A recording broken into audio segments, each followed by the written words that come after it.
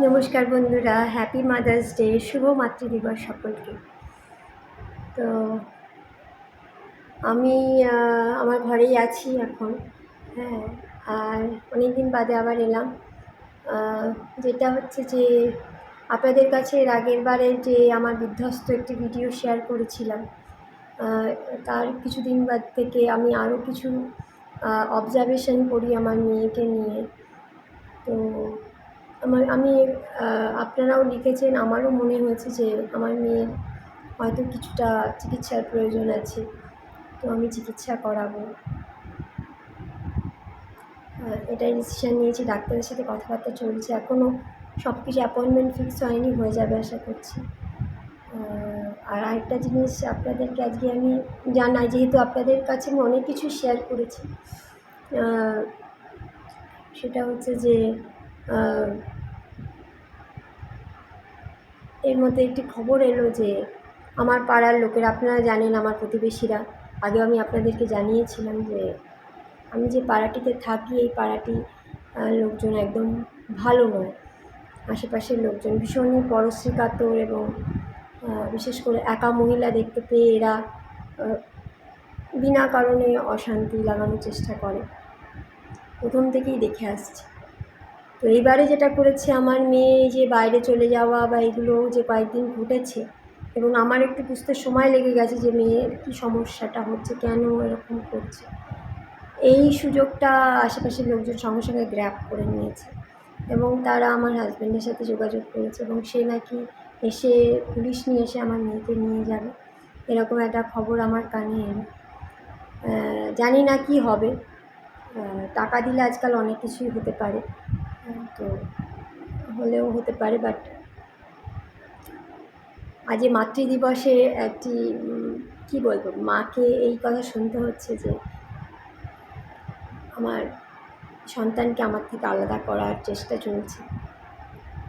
আমার নিজের লোক পরের লোক সবাই এর মধ্যে আছে, এই হচ্ছে ব্যাপার। বাট আমি চাইছি আমার মেয়েকে স্কুলে যেমন আমি ভর্তি করেছি, এত অসুবিধের মধ্যেও, আর্থিক অবস্থার মধ্যেও, মানে আমার সমস্যার মধ্যেও স্কুলে ওকে ভর্তি করেছি, ওকে পড়াশুনো করানোর আমি চেষ্টা করছি। হয়তো সব সময় আমি সফল হচ্ছি না, কোনো সময় আমি হয়তো আমার মেয়ের কিছু সমস্যার জন্যে বা আমারও হয়তো কিছু সমস্যা হচ্ছে, যে আমিও মেন্টালি সবসময় ভালো থাকতে পারি না হয়তো কখনো, যে কারণ মানে আপনারা বুঝতে পারছেন যে প্রতিবেশীরা খারাপ, নিজের লোক, নিজের ঘরের লোক সে আমার বিরুদ্ধে ষড়যন্ত্র করছে, সে পরকীয়ায় লিপ্ত। তো সেই সব ক্ষেত্রে আমারও তো মানে কখনো আমারও মন খারাপ হয়। তো আমার তো সেটা শেয়ার করার সেরকম একটা জায়গা নেই সেভাবে।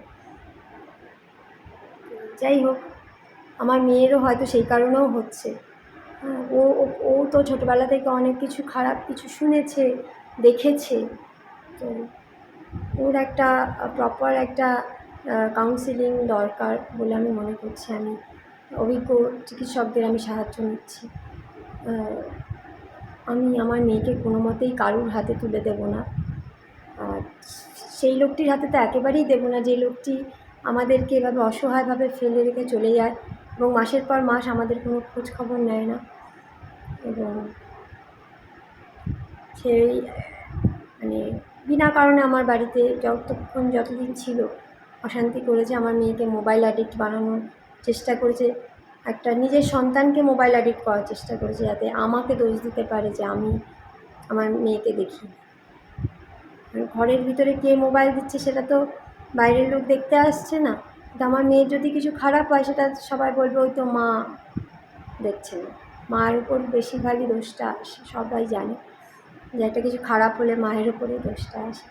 আমরা মাতৃদিবসে আজকে খুব কষ্ট লাগছে যে এটা আজকে বলতে বাধ্য হচ্ছি যে আমাদের সমাজে একা মায়েরা যারা আছে তারা আমার মতোই লড়াই লড়ছেন এই সমাজের সাথে, নিজের লোক পরের লোক সবার সাথে। আর যাদের পাশে পুরো পরিবার আছে তারা খুব লাকি। ভালো থাকবেন আপনারা। কি বলবো আর, আমার জন্যে আপনারা অনেক আশীর্বাদ করেছেন, আরও আশীর্বাদ করবেন। আর গত বছরে একটা ছবির কথা আজ আমার খুব মনে পড়ছে।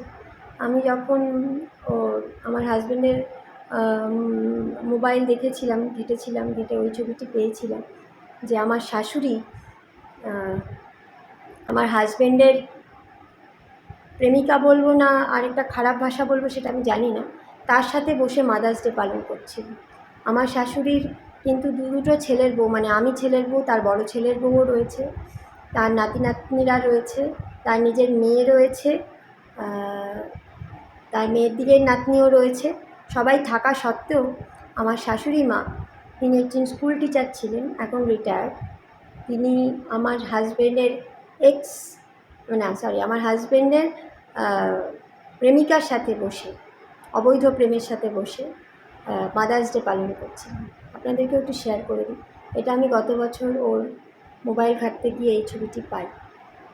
আমি আমার হাজব্যান্ডের মোবাইল ঘেঁটেছি, আমার ধারণা এটা আমি করতেই পারি। এখন তো আইনে সব ছুট দিয়ে দিয়েছে যে সংসার ভাঙা যায়, কেউ পরকীয়া করতেই পারে, এগুলোতে নাকি কোনো কেস হয় না, জানি না আমি, কিন্তু এইগুলোতে যে একটা পরিবার ভাঙা, একটা পরিবার করতে যে অনেক সময় লাগে, ভাঙতে বেশিক্ষণ লাগে না। হ্যাঁ, কেন এগুলো আমাদের ভারতবর্ষে আইনে নেই জানি না, কাদের জন্যে কী হয়েছে, কিন্তু আমরা যারা ভুক্তভোগী আমরা জানি যে এগুলো একটা মানে সমাজে এটাতে ভালো কিছু হবে না। হ্যাঁ, এবং এই যেসব লোকেরা দুটো তিনটে বিয়ে করছে, এ করছে সে করছে, এবং তারা সমাজে কী বার্তা দিচ্ছে, তাদের সন্তানদের কী হচ্ছে, সেগুলো কোর্টের আর একটু বিচার করা উচিত ছিল। আজকে মাতৃদিবস, আমি আমার মেয়ের সাথে কিছু তোলা ছবি আপনাদের সাথে শেয়ার করছি। এই সুন্দর মুহূর্তগুলো যেন থাকে, আপনারা প্রেয়ার করবেন যেন আমার মেয়েটাকে আমি আবার এই টক্সিসিটি, আশেপাশের লোকজন, আমার নিজের পরিবারের যারা করেছে তাদের থেকে যেন আমি রক্ষা করতে পারি, ঈশ্বরের কাছে সেই প্রার্থনা করি।